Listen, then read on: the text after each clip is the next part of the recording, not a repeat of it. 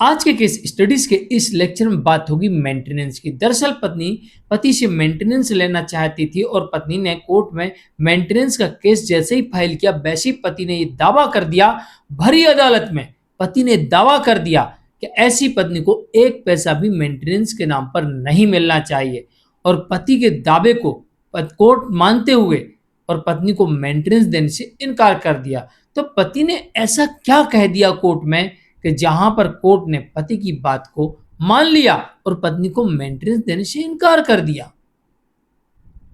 अब पत्नी को ऐसा लगता है कि फैमिली कोर्ट से कोई बड़ी चूक हो गई, बड़ी गलती हो गई, कोर्ट ने बहुत बड़ी गलती कर दी, मुझे मेंटेनेंस मिलना चाहिए था, ये मेरा पति है, मैं इससे मेंटेनेंस ले सकती हूँ, मेरे पति के पास में आय के तमाम साधन है, वो कमा रहा है, उसके पास पैसा है, तो फिर मुझे मिलना ही चाहिए। और पहुंच जाती है उच्च न्यायालय और उच्च न्यायालय से निवेदन करती है कि मुझे भरण पोषण मिलना चाहिए और फैमिली कोर्ट के आदेश को रद्द होना चाहिए। लेकिन फैमिली कोर्ट के आदेश को पुष्ट करते हुए इलाहाबाद हाई कोर्ट ने स्पष्ट कर दिया कि ऐसी पत्नी को मेंटेनेंस नहीं दिया जा सकता, एक पैसा भी नहीं दिया जा सकता। और पति का जो दावा है वो दावा यह कहता है कि ऐसी पत्नी को किसी भी कोर्ट से एक पैसा नहीं मिलना चाहिए मेंटेनेंस के नाम पर। आखिरकार पति ने ऐसा कौन सा दावा कर दिया कोर्ट में? चलिए आज के केस स्टडीज के इस लेक्चर में पति के इस दावे को बताते हैं और किस कारण से फैमिली कोर्ट ने पत्नी को मेंटेनेंस देने से इनकार कर दिया, हाई कोर्ट ने भी पत्नी को मेंटेनेंस देने से इनकार कर दिया और पति के दावे के अकॉर्डिंग सुप्रीम कोर्ट भी ऐसी पत्नी को मेंटेनेंस नहीं देगी। जय जिनेंद्र, मुकेश जैन।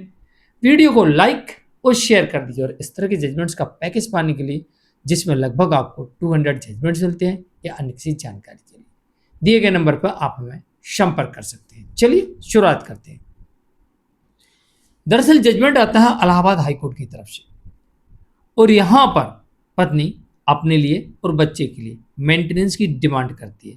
फैमिली कोर्ट में आवेदन प्रस्तुत करती है सीआरपीसी 125 के अंतर्गत। इसमें इस आवेदन पर कोर्ट 6 मई 2025 को निर्णय सुनाती है।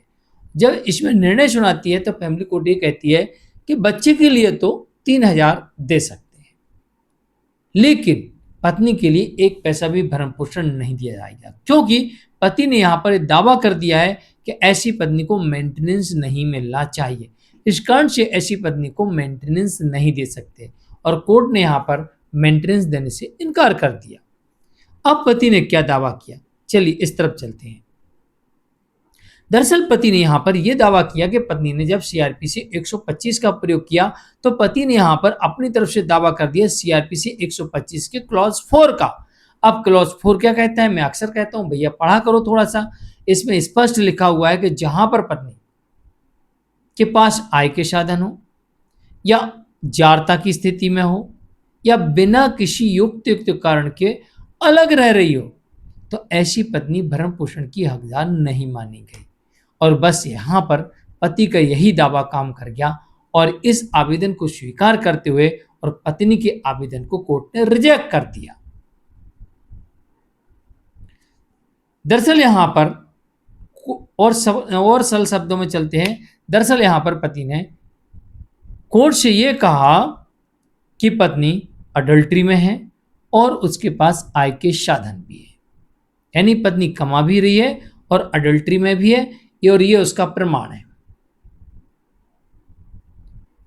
और सीआरपीसी 125 के अंतर्गत उसने मेंटेनेंस मांगा है तो सीआरपीसी की 125 के क्लॉज 4 सीआरपीसी 125 के क्लॉज 4 में ये स्पष्ट लिखा हुआ है कि जहां पर पत्नी जारता की स्थिति में हो, यानी कि अडल्ट्री में हो, लिविंग में हो, रीमैरिज कर चुकी हो।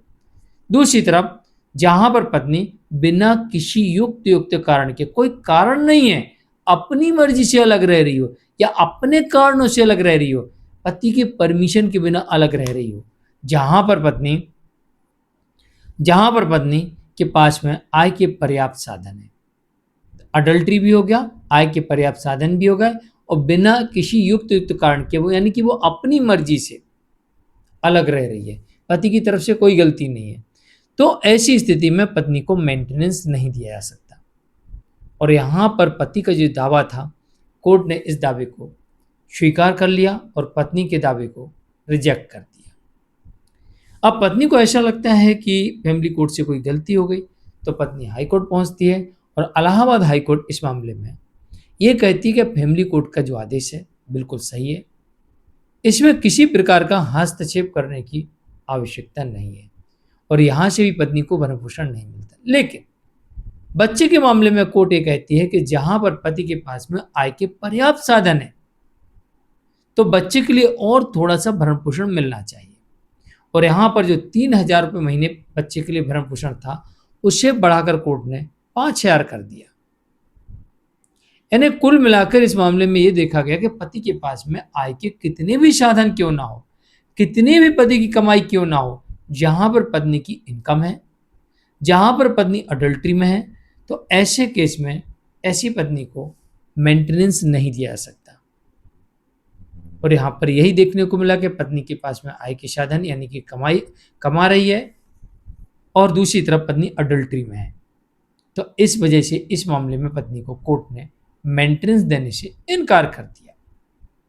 तो पति का दावा बिल्कुल सही निकला और पत्नी का जो दावा था कोर्ट ने उसे भरण पोषण का रिजेक्ट कर दिया। इलाहाबाद हाईकोर्ट की तरफ से जजमेंट आता है जिसका क्रमांक है क्रिमिनल रिवीजन नंबर 34872025। जानकारी कैसे लिखी कमेंट में जरूर लिखिए, वीडियो को लाइक शेयर कर दीजिए। आज के लिए इतना ही, मिलते हैं एक और केस स्टडीज के एक और लेक्चर में। मैं हूं केस जैन, नमस्कार।